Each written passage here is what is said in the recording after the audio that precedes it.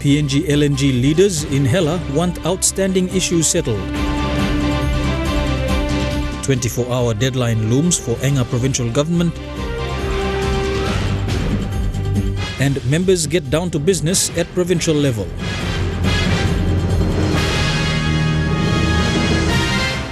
This is the National EMTV News with Mary Bartulo. A very good evening. Thank you for joining us for National EMTV News. Leaders in the PNG LNG project in Hela are disappointed with the national government's slow approach in addressing outstanding LNG issues. Leaders of PDL 1, 7, 8, including Hides, Juha and Angore, say landowners signed the agreement in Kokopo, but the government has failed on its part.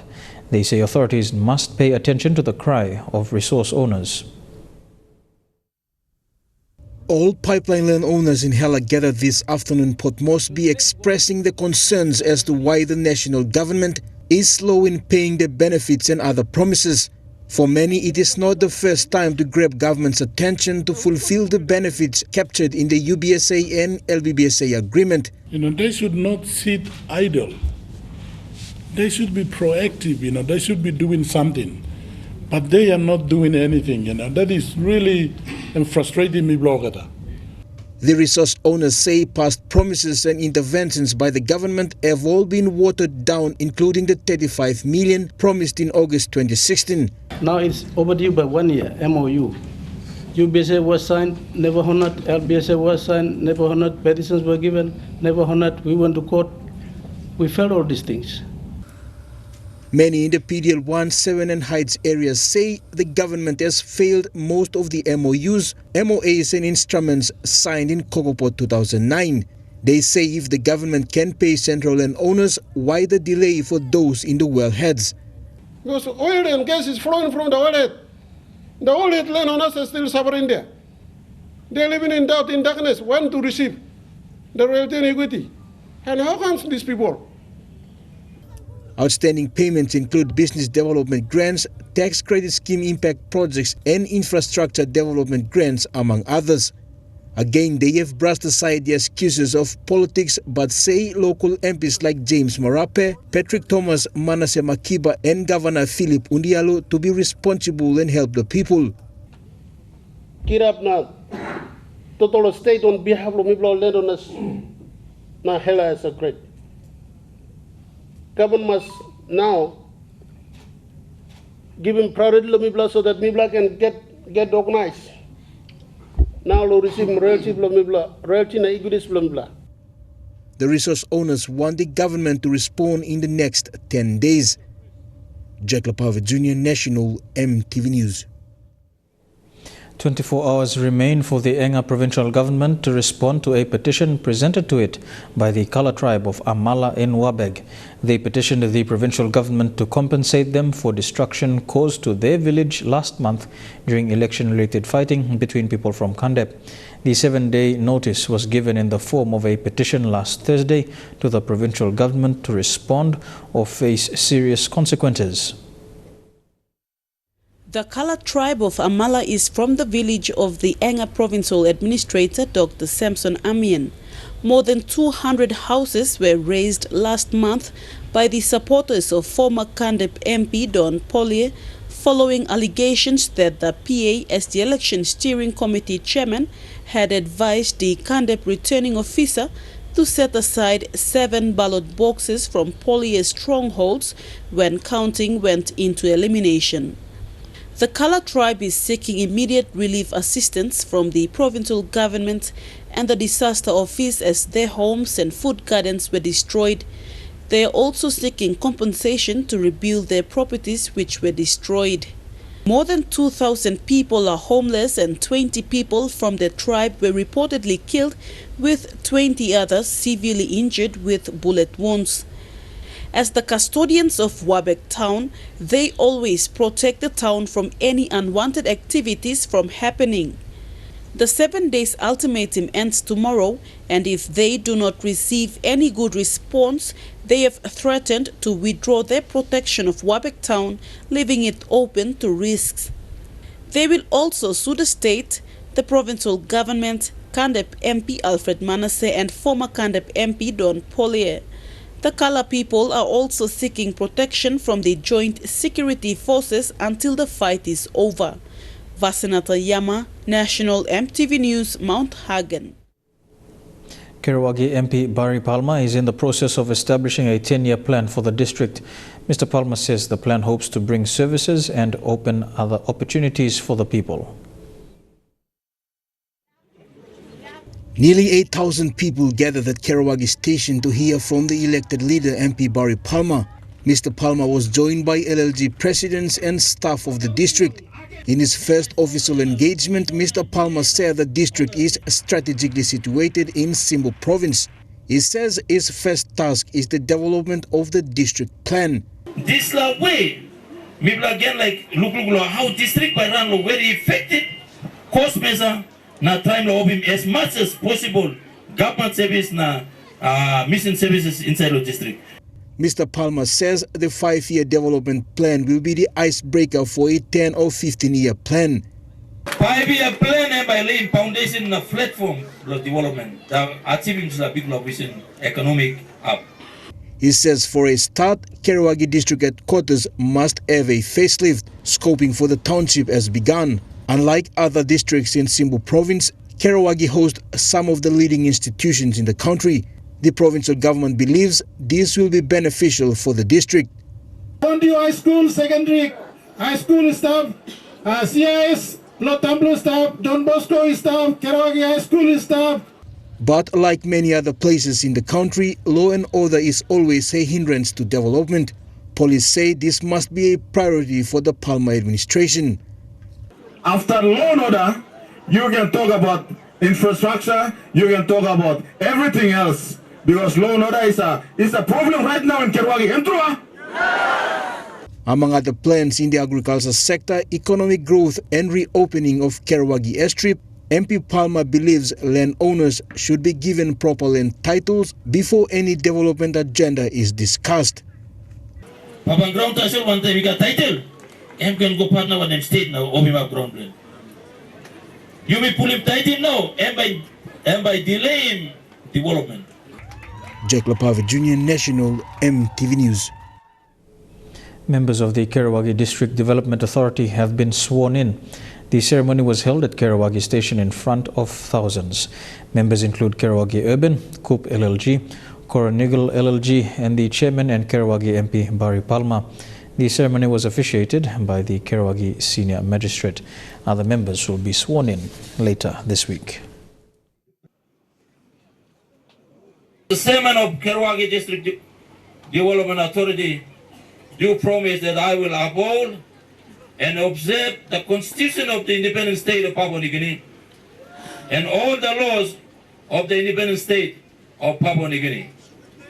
So help me God.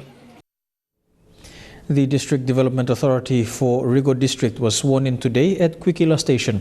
Member for Rigo and Chairman of Rigo District Development Authority, Lekwa Gure, hopes the authority can implement vital projects in the district during his term. His number one priority, upgrading Hela Station to a township. The Rigo District Development Board was sworn in today at the district office. The board members comprise of the chairman and member for Rigo, Lekwa Gure, Mr. Koro Abe, the district CEO, the president for Rigo Inland and Rigo Central, district church representative Reverend Labe Baronu, women's representative Titi Gabi, and youth representative Valina Kaupu. Every particular, so help me God. Central Province Administrator Gay Raga asked the public servants there to witness the ceremony to work with the DDA and asked the DDA members to not play politics and work to deliver services. We will only make changes when we work together.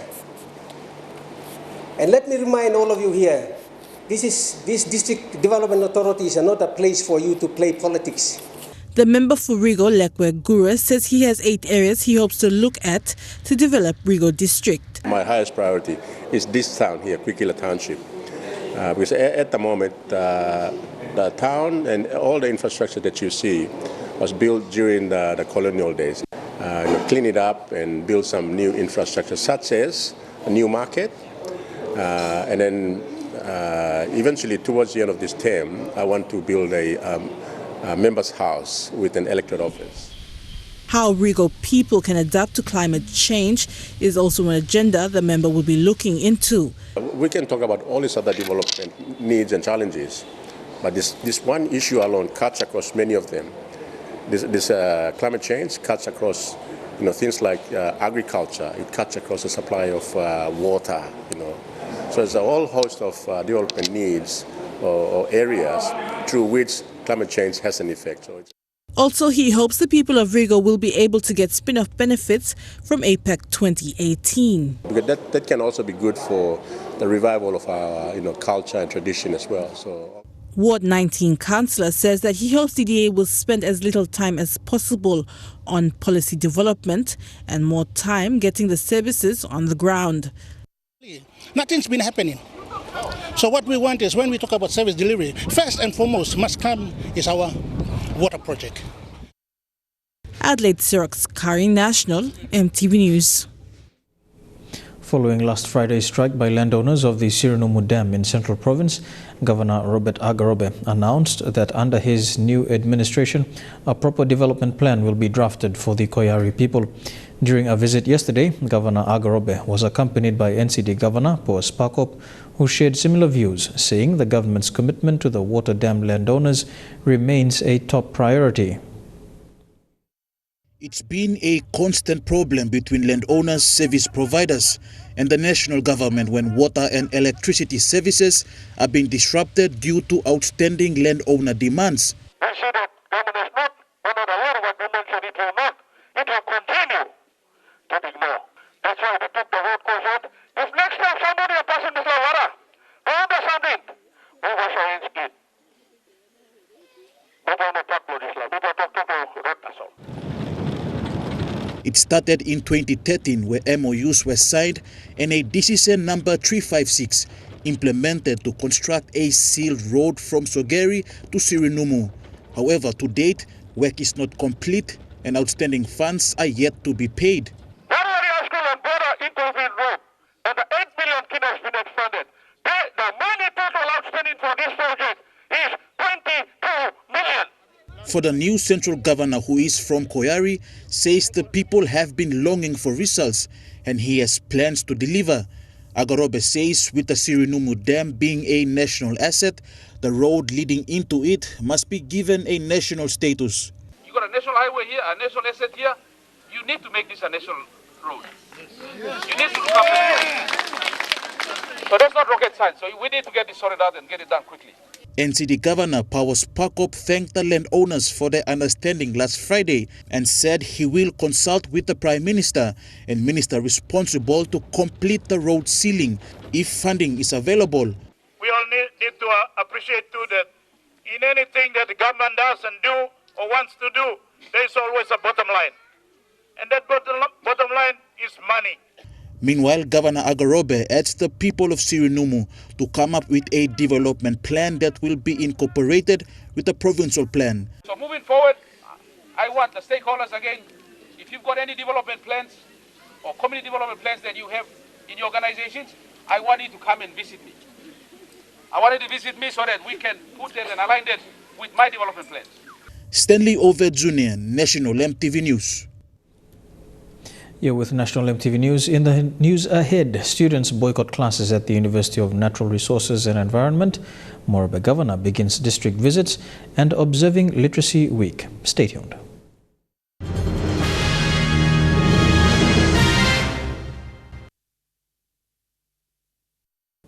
Welcome back to National MTV News. Students at the University of Natural Resources and Environment boycotted classes this morning. The boycott stems from an unsolved student query following the reinstatement of the university's registrar and pro-vice-chancellor academic by the university's council last week. SRC President Florian Pai said the students want a clear explanation on the reappointment of the duo following their past allegations of mismanagement.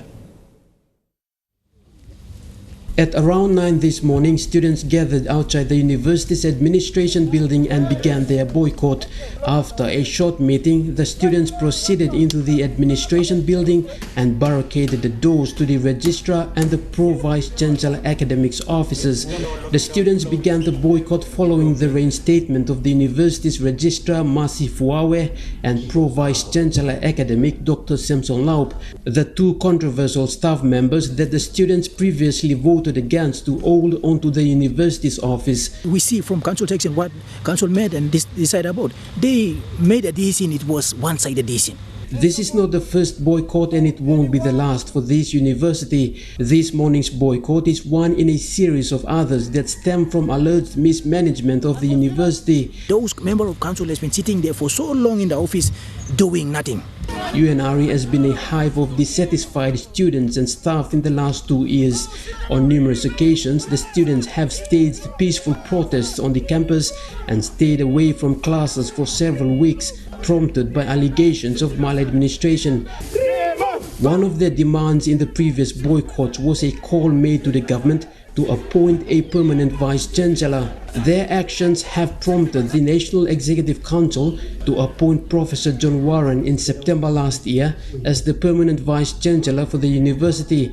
The arrival of Professor Warren was seen by the students as a way forward for the university, but that didn't stop the students from expressing their discontent over decisions made by the council that they consider as degrading to the integrity of this reputable agricultural institution. Upon council decision on Friday, without notifying us in any form of circular out to the public and to the students or to the notice board or to us, the office of SRC, to notify students that the two members of staff has been reinstated.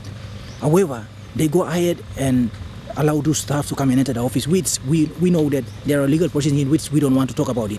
The student leaders say they will continue the boycott until they get a favorable response from the university's council. It is understood a petition will be presented by the students to the Office of Higher Education, Research, Science and Technology in the coming days, hoping to revoke the actions of the university's council regarding the reappointment of the two senior staff of the university. Edwin Fidelis, National EMTV News, Kokopo. Governor for Morobe, Ginson Saunu, says the leaders in Morobe will remain united despite their affiliations. He said this in response to the speculations of a divided Pangu party, stating that the people will remain a priority for Morobean leaders. Governor Saunu commenced official visits to the districts after being sworn in at the weekend. Governor for Morobe, Ginson Saunu, has begun carrying out official visits to the district since being sworn in. He started with the Finschhafen district over the weekend. And first visit official duty Lomilong come along here, along Finschhafen. The governor was joined by officials from the provincial government and the Lutheran Church. Saunu said the district was visited first because of its significance in the Christian mission in the province. This meeting is proper long. Go back long where church come along. The Morobe provincial government now has to shoulder the task of rebuilding infrastructure destroyed during the elections. This police station in Gagidu Finschhafen was burnt down by supporters in the elections. Saunu stated that the people will remain a priority for Morobean leaders. Reports of Pangu split aren't dominating his work as governor. Whichever Pangu go, whether I'm stable long opposition or you go long half or sit down long namel, I'm still long good people long Morobe. He said despite a divided party, Pangu members in the province will still work to serve the people who voted for the party. But me play still by stable same team, whether I stable long half or long half still by me play stable Pangu yet because me play winning election the name of Pangu. Lucy Kupana, National EMTV News, Ley. Member for Nawaib, Kennedy Wenge, will reshuffle officers serving at the district and local level government. This process will begin in Bowana LLG due to reports by residents of alleged misuse of administrative funds. Wenge addressed this during the swearing-in of DDA members of the district in Bowana yesterday. The member for Nawaib district in Morobe will screen all officers serving the district, especially in Bowana LLG. This came after Enga received reports from the general public concerning the misuse of administrative funds by the officers. He says the officers are to serve their administrative purpose well. La CO, now you go down long, 333, you go down long, PO, me looking on semino fefam good, by me since inside within long, electric long, me looking on 5 years, this electric must develop. Nawai District yesterday witnessed the swearing in of 7 District Development Authority members. The member for Nawai was also sworn in as the chairman for the DDA. Enga said one of his administrative tasks is to conduct an audit on the operation of the district's administration. On all organization electric me, pay submission all by look pays long inside of pays all like look long audit how managing public money. The event ended with a handover takeover ceremony between the former and current governor for Morobe. The ceremony was witnessed by the residents of Boana. The former governor Kelly Naru appealed to the Morobe leaders to work together with the government for the good of the people of Morobe. Julie Badui Owa, National EMTV News, Ley. Schools around the country have begun activities to mark Literacy Week. Observing Literacy Week also is the non-for-profit organization Book Belong Pikinini. Book Belong Pikinini translates to Books for Children and has been in operation since 2007. This year marks 10 years of service, focusing on increasing literacy rates through early childhood reading in Papua New Guinea.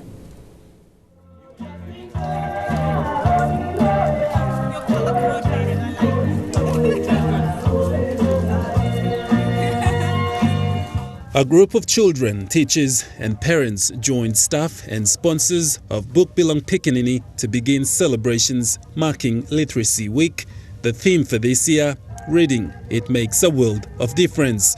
The elephant is too big, and if he jumps in the boat is gonna sink. Founder of non-for-profit organization and Sophie Herman says embracing literacy in our societies today plays a vital role. Imparting to individuals at a very young age can make a difference to one's life. We open up our libraries to show what we do. We have also created a TV ad that you'll be able to see on NBC and MTV this week. It will be on Kids Corner as well, so if you little pickaninnies have a look, you might be able to see yourselves. She added one should make it their responsibility to teach their families. So you're looking today at 5-year-old children, and this age is really the most crucial time for children to learn and to have access to books and literacy materials, because 85% of their brain is formed during these years. So this is the crucial time. CEO of Book Belong Pikinini, Henry Ume, encouraged parents to start teaching their children literacy at a young age. Today and in the future, we'll have a head start in life and live their dreams. Dreams to be free, dreams to be independent, dreams to be safe, and dreams also to enhance their own families in the communities they live. Thank you. Book Belong Pikinini has set up 18 libraries around the country and has so far donated 1 million books in its 10 years of operation. Godwin Eki, National EMTV News. Customers who have accounts with Women's Microbank now have the opportunity to become direct owners of the microbank following a decision by the board to release shares. Women's Microbank Chairman Ricky Mitio announced this today, saying the moves are in line with strengthening the performance of the bank going forward. In a small but significant announcement today, Chairman of Women's Microbank Ricky Mitio announced the board's decision to issue 7,021,300 ordinary shares. It gives me great pleasure to announce that the board has approved the release of 7,021,300 shares at a price of 1 kina per share. The objective of this share offer is to raise or strengthen capital adequacy requirements required under Bank of Papua New Guinea. This initial share offering is a closed offering, meaning that it will only be available to a select group of people among them customers who already have existing accounts with Women's Microbank. According to Mr. Mitio, this is expected to raise close to 4 million kina. Although we are limited by our initial capacity to roll out more service to our provincial agencies and branches, this opportunity to raise more capital will enable us to reach out to those women folk in provincial centers. With the closed offering, Women's Microbank is looking to raise much needed revenue, which will go towards improving the services it currently offers to its customers. Key to this, planned expansion of its branch network, as well as utilizing mobile technologies in its services. Making sure that the shareholders are getting their dividend, so that we can go to the next step as you asked. And I want to remind all our women who are already members of Women in Business and clients of Women's Microbanks that the offer price is now is 1 kina, but as the demand grows, the share price will certainly go up in the next 2 to 5 years. The shares are on offer until November the 30th. Those wishing to know more about this offering are encouraged to contact Women's Microbank on the following: the General Manager or Operations Manager on phone 325-7063 or email enquiries at womenmicrobank.com. And now a look at the finance news. The kina closed unchanged at $0.3125 in the interbank market. At Bank South Pacific, your kina was buying $0.305, $0.377 Australian dollars, $0.2522 euro, and 32.75 Japanese yen. Looking at commodity prices at New York close, gold closed unchanged, coffee, cocoa, and copra closed the day lower. Palm oil closed higher, and crude oil and copper closed the day lower. And on the stock markets, the Dow Jones closed 234 points lower, the ASX 16 points lower, and the All Ordinaries closed 14 points lower. Here with National MTV News, more local and international news when we come back. Stay tuned.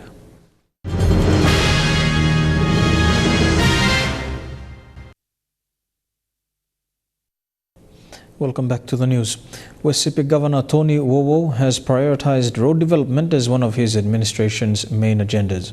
The governor said priority roads will be the Nuku to Aitape, Aitape to Vanimo, and Telefomin to Vanimo roads. Mr. Wowo said the people of West Sepik have suffered enough and it is time to deliver proper roads for economic empowerment.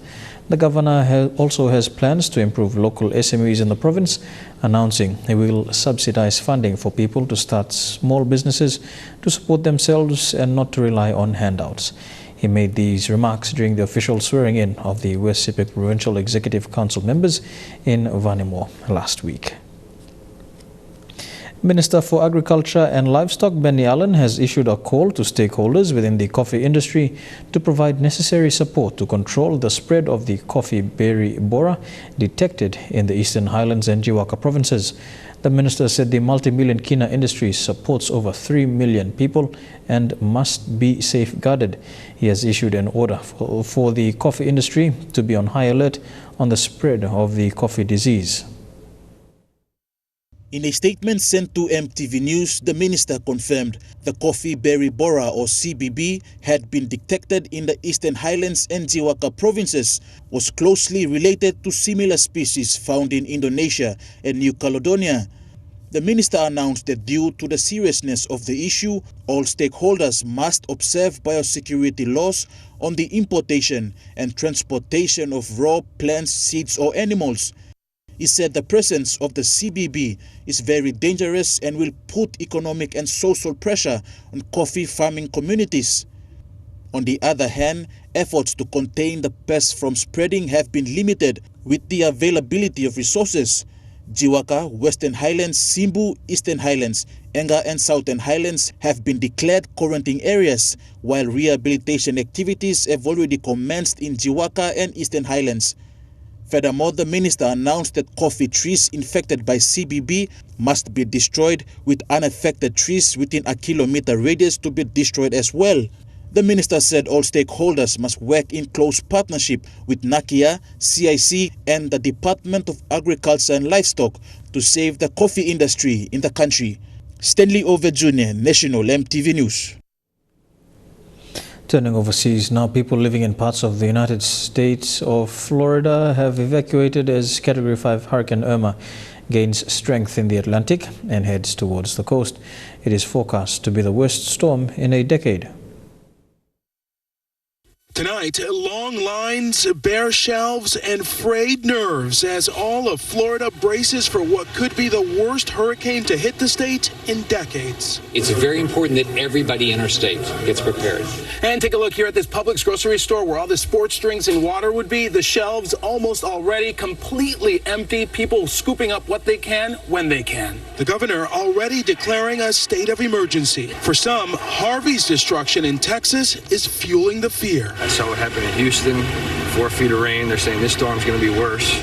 In the low-lying Florida Keys, mandatory evacuations. Officials telling tourists to get out as soon as possible. Back on the mainland, the Broward County mayor warning residents not to rely on shelters. Going to stay with family or friends outside of the evacuation zone is the best choice, since shelters only provide for basic needs. Hurricane Irma, seen from space, the strongest in the Atlantic Basin since Wilma in 2005. Is South Florida ready?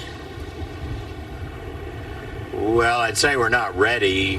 No one is ever ready for a Category 5 hurricane. In the 25 years since Hurricane Andrew, construction has boomed in Florida. The place has grown like crazy since Andrew. There are a lot of people who haven't been through this before. There's been a dramatic escalation in the plight of Rohingya Muslims in Myanmar. 35,000 refugees have crossed over into Bangladesh from the Rakhine state in the last 24 hours, bringing the total numbers seeking safety over to 120,000. They are fleeing violence that erupted in Myanmar 2 weeks ago. Survivors say the Myanmar militant is targeting Rohingya villages, shooting and torturing those who have not escaped. It's part of a crackdown after Muslim militants attacked police stations in the region. Desperation is what is driving the Rohingya refugees.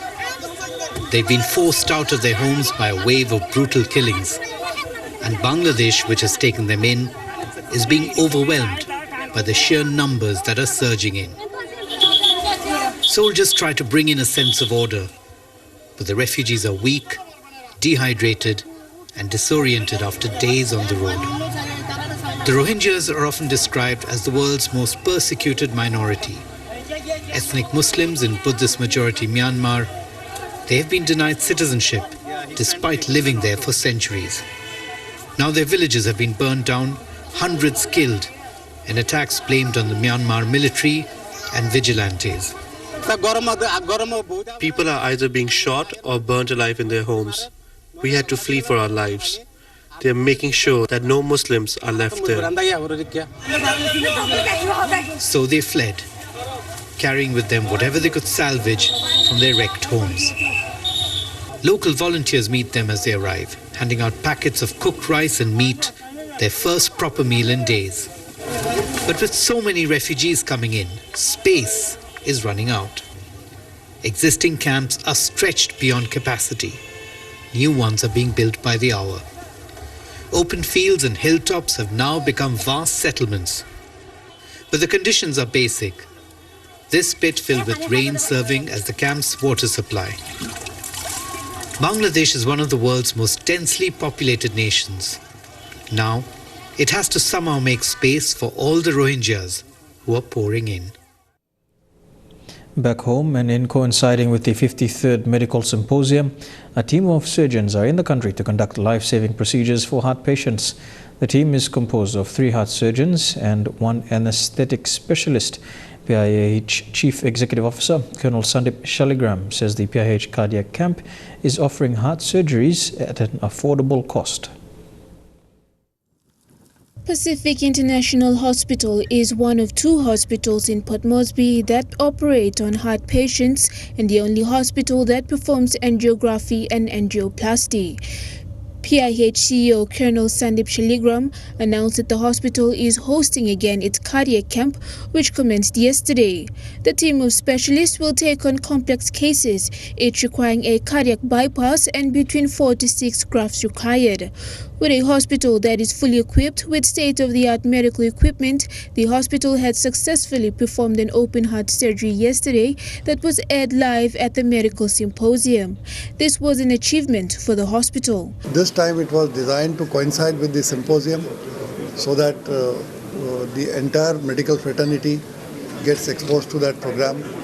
We also achieved yesterday an unprecedented feat where we could beam in the live coverage, a live telecast of a surgery happening in real time. But this isn't all good news. According to one of PIH's visiting specialists, Dr. Vinit Sankla, he has seen a continued number of increase with heart patients. So in my last 2 years, I've done almost roughly around almost 150 angiographies and 50 angioplasties here. This time I did some 5 angioplasties and 15 angiographies here. Of course, what I've seen here is that there is a lot of rampant coronary heart disease, the heart blocks here in PNG.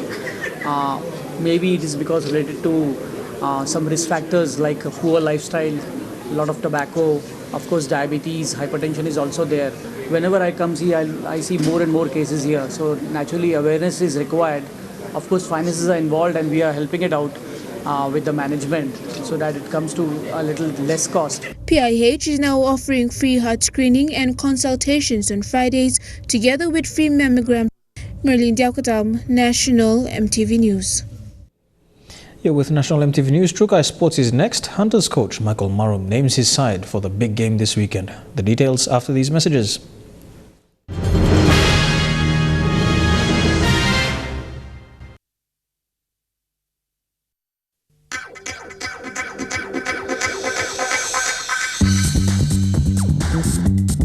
Trukai Sports.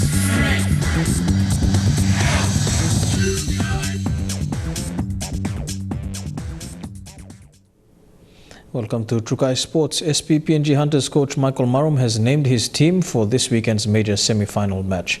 The Hunters are currently in camp in Kimbe, West New Britain Province, and will return to Port Moresby on Friday.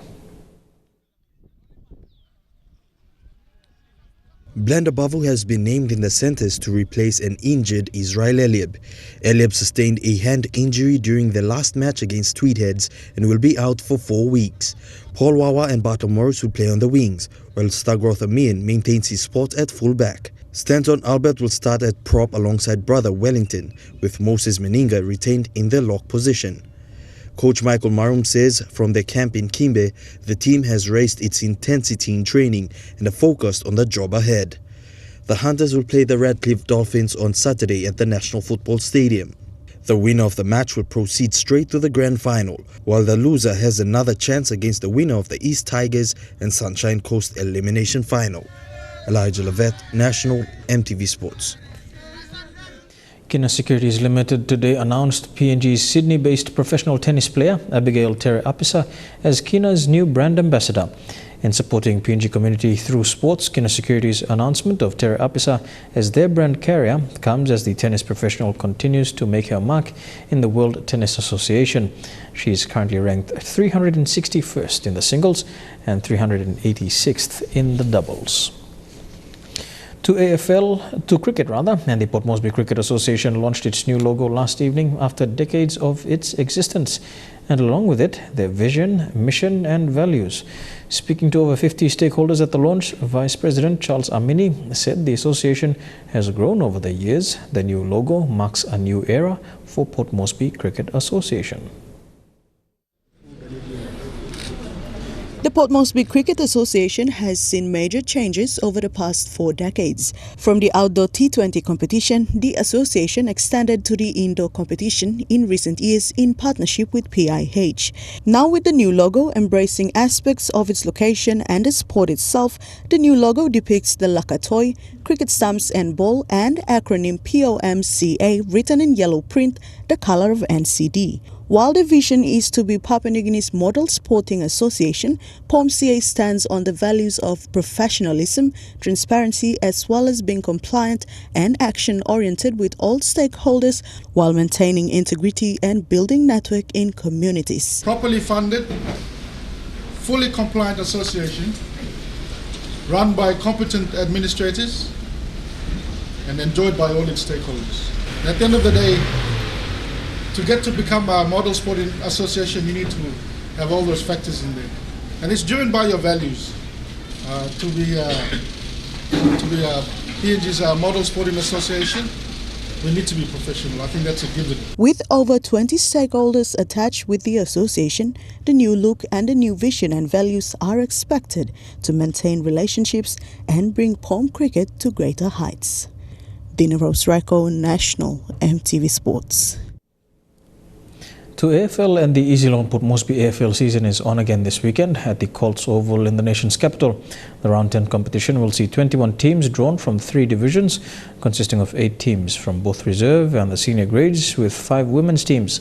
The reserve division will kick off the day's proceedings on Saturday at 10 a.m. with the women's game to follow, while the senior grades' second match to wrap up the day's event. Pomana Cats in the women's division will be on a bye this weekend.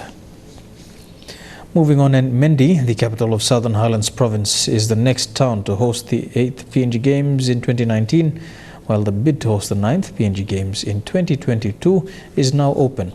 Interested provinces are asked to submit expressions of interest to the PNG Sports Foundation head office before the 30th of this month.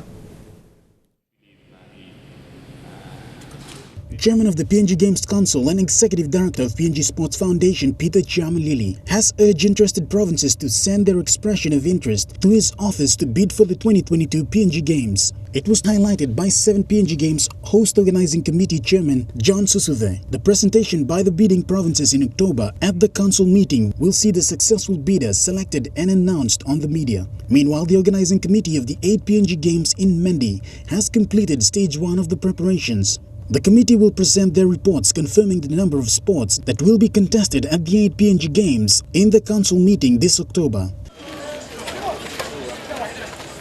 Southern Highlands Province, the host of the 8 PNG Games 2019, will be given the PNG flag at the 7 PNG Games closing ceremony in Kimbe later this year. Shane Saroya, National EMTV Sports. Don't go anywhere. Trukai Sports continues after these messages. Stay tuned.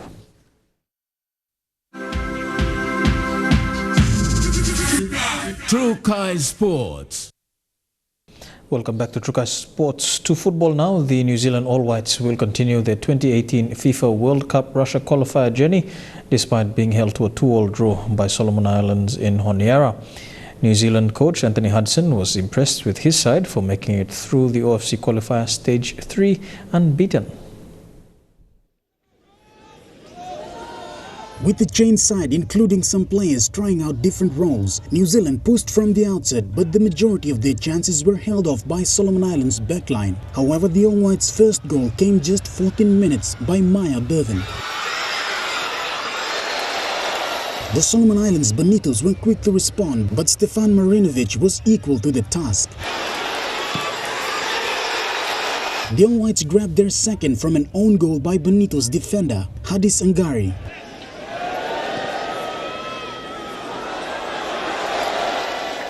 Bonitos got their revenge from the penalty to narrow the gap. In the second half, ageless Bonitos captain Henry Farrodo scored his second to tie the match at 2-2.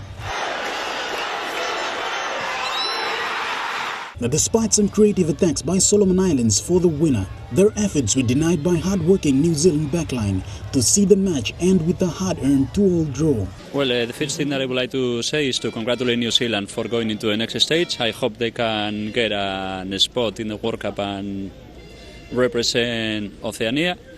And then for us, it's a really good score because even though we wanted to win, you are 2 down against a professional side. We are a humble team.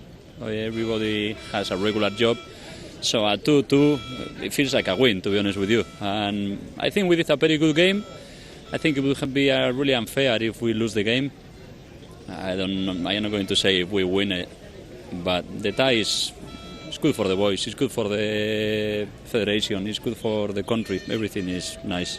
Yeah, please. Listen, it was a difficult day today. We knew making a lot of change. I think we had 5 changes in there, in what was already a very, very light squad for us. So I was pleased just to get the job done. Shane Saroya, National EMTV Sports. War-torn for years, Syria is now making headlines, and for all the right reasons.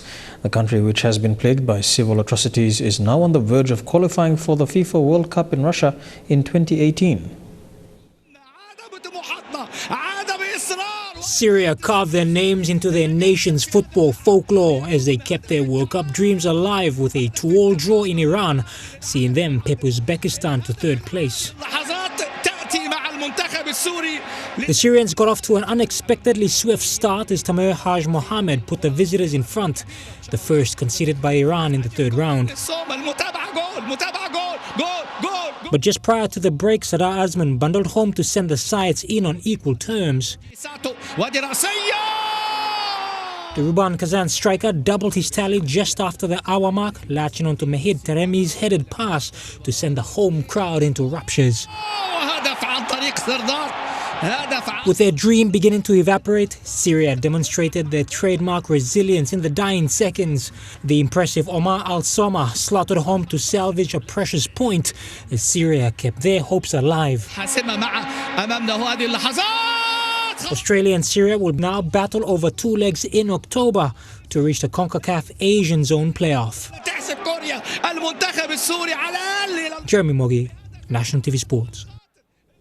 And that ends Trukai Sports. Up next, the weather details for the next 24 hours. Trukai Sports.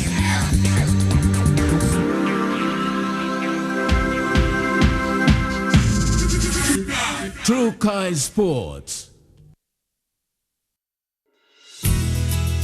The weather details are proudly brought to you by Dulux Weather Shield. Worth doing with Dulux.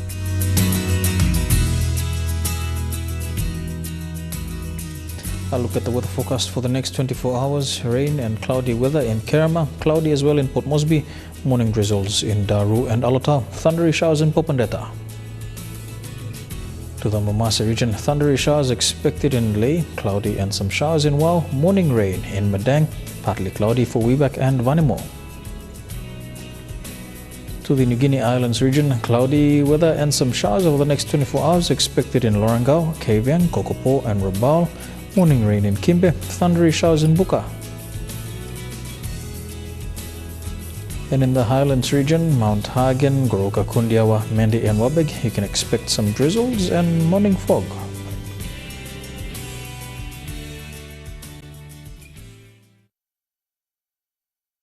The weather details are proudly brought to you by Dulux Weather Shield. Worth doing with Dulux. And that's the way it is. Wednesday, the 6th of September 2017. On behalf of the EMTV News team, pleasant viewing. Good night.